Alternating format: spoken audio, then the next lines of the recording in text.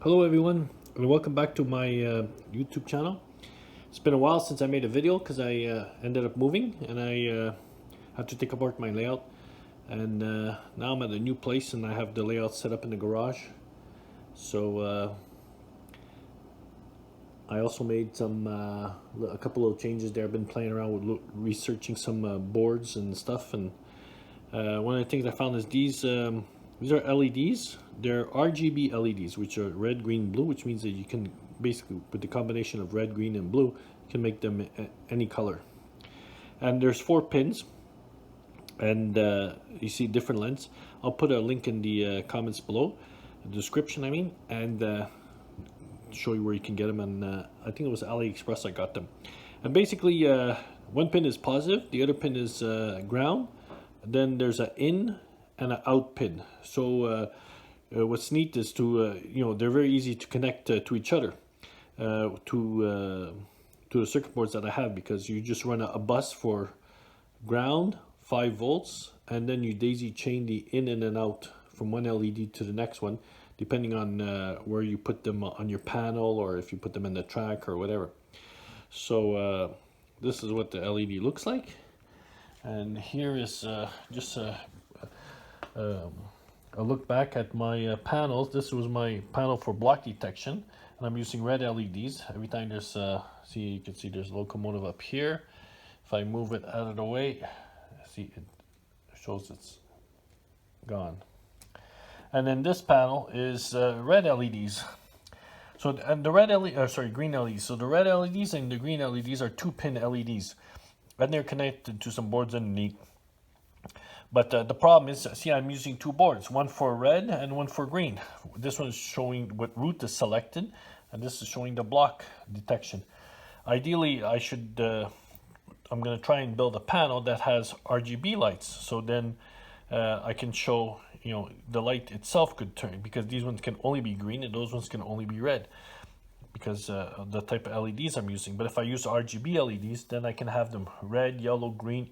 Each LED itself could be red, yellow, green, or blue, or pink, or whatever color you programmed the board to use. And this was the other board that I had made. It's basically the same thing as that, but the art is all one row of A to J, A to I think it is, the way I have it set up. And this is one of the MGP boards. And what I did is, so here are the LEDs. It's a little bit hard to focus. Let's see.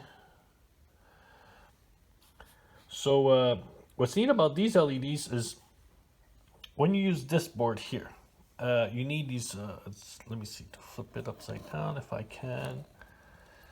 It might be hard to see, but basically you need these little boards that you get from MGP products, MGP Molahem.se. And these boards, basically, they have these WS2811 chips, and each one of the chips can decode or be connected to 4 LEDs. So in this case, it's 3 LEDs. Yeah, so there's 4 chips. 4 times 3 is 12. So they operate 12, can connect to 12 independent LEDs. Like these LEDs or what, but you need that WS2811 chip in there, and so the input comes in, and then each one of those outputs goes to a different LED. Or the other option is to use something like, let me see if I have them sitting here somewhere. Let me see. It's a windy day outside. Sounds like somebody's screaming. Yeah. See this strip of LEDs, I'm gonna put it here. See, these is surface mount LEDs, and they're RGB.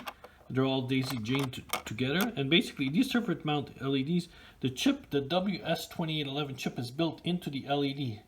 So they just have them all soldered up. This is something from Arduino that you can get a string of them. And then I connected this one wire that plugs into this little board here. But what's neat is these LEDs here, ordinarily LEDs don't have any chips in there. They're just like LEDs. They could be bicolor LEDs or single color LEDs, and based on the if you give it alternating current or such, and then you can turn it from red to green. But for RGB, you need to have that control chip. So you would need one of those like boards like I just showed you under here. But in this case, these LEDs, they have the chip built in. So what's neat is that the wires, see I have 3 wires, a ground, 5 volts, and I guess like a control. So it goes, or a signal wire. So these wires, they just daisy chain throughout. And see, that board is programmed the same as this board here. So if I select, let me see, is it 405? Let's see. That one went red. If I flip this one, yes, I think it's starting here. If I flip this guy, that first LED goes to blue. Might be hard to focus or such, but let me see. Basically, that first LED is blue. Then as I daisy chain through here, the next one goes blue. The first one goes off. Continue to daisy chain. Next one goes blue. Next one goes blue. Next one goes blue. Let's see, so they step through the ladder sequence just as these ones, whereas these ones are all just green LEDs. Those are RGB LEDs, so I can make them any color. I can have, when I flip the turnout, I could have them go either red or have them go green or have them go blue. In this case, I'm alternating between the red and blue. So that's going to make it very nice to make a panel, because like I said, you can just daisy chain out the 3 wires. From one LED to the next one, so it'd be easy to design a circuit board. Whereas these ones, there's a common for all the LEDs, and then there's one wire that goes. So your board has to have an output pin to trigger each one of the LEDs. So you need, if you have 80 LEDs, you need 80 output pins. Whereas this board, just 3 wires, and you can go, and it controls 10 signals, 10 excuse me, 10 RGB signals. So which is like I think it's up to 64 independent LEDs. Yeah, because each RGB LED is like, in reality it's like a red, green, and blue. So it's three wires. So yeah, so 10. Yeah. It controls up 64 lights, 64 aspects. And in this case, if you use 10 LEDs, that's 60. Yeah. So that's how that works. Or sorry, 21 LEDs. 21 LEDs will be 60. Yeah. So just give an update of what that, I'm gonna end up probably building like a panel like this, redesign with those LEDs, and that's it. Let's see how that goes. So yeah, look forward to an update and more information in the future. The other thing I was playing around with was basically, since my layout is in sections, like there's 4 big sections here. That's a 3x6 there, 2x7 here, 3x6 here, and a 2x7 over there. I started installing these little plastic boxes. Let's see. Reach for one, like a little box underneath the layout in between the sections, one on each side of the divide, and then to connect a local net connection. So basically it's daisy chained all around. And then the other thing is my signals that I've been using there. These are the Digitrax SMBK signals, and then they go to a Team Digital decoder called SHD2, and that controls. So there's one like a decoder just underneath. It's hard to see if I have one there. There might be a little hard to see one under there. Little decoders under there. So and they're controlled through the SHD2 decoders, and then those guys can connect to other boards. And I'm using local net connection, local net communication between the control boards that talk to those signals, those boards there. And there's some feedback decoders that are underneath the layout, and those are use local net. Well, one of them is a local net connection, And then the other 4 boards, I believe, that are for block detection are S88 detection. And those have to be plugged to the command station for everything to talk to it. But I ordered some replacement block detection boards that are just LocoNet instead of the S88. So I'm going to replace the S88 feedback decoders with LocoNet feedback decoders, and basically the boards, they have the logic program into it, and they'll all be communicating over LocoNet. So it's at that point, since they're all using LocoNet, I can actually disconnect the command station and from the signaling system.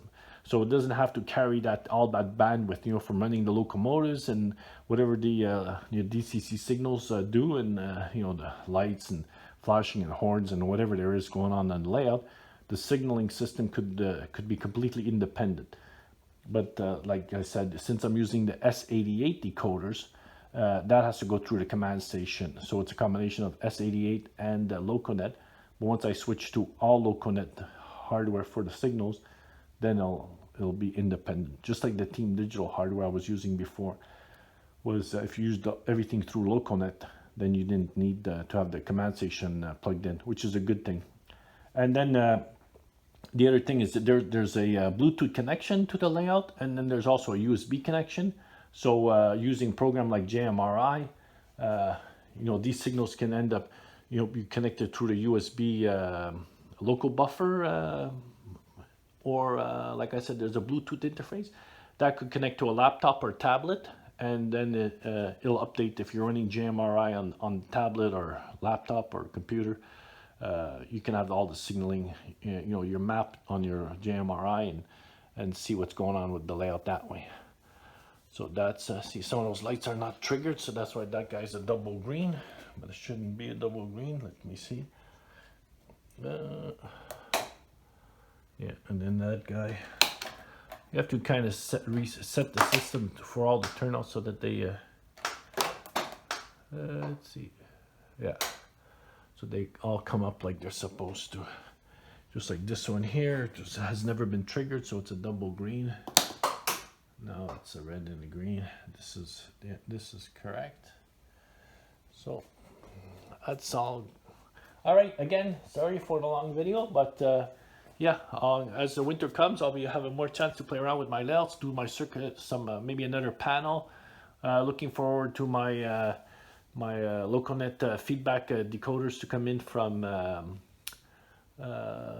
DigiKai, and then I also ordered from Block Signaling in the UK. I ordered a railway crossing hardware, which has built-in servo motors, so at least now the gates you can run gates up and down, and it also has speakers for built-in sound. So it has the sound module you can pick from pre-programmed sounds for the bells, and then it has some inputs for infrared block detection. So I can yeah, I can wire it up like that. It'll be interesting, or I can try and wire it up to my block detection stuff, the existing block detection, to trigger the lights instead of through infrared. So that's what the layout looks like. This is the temporary new place for the layout here in the garage. So thanks for listening, and talk to you soon. Bye bye.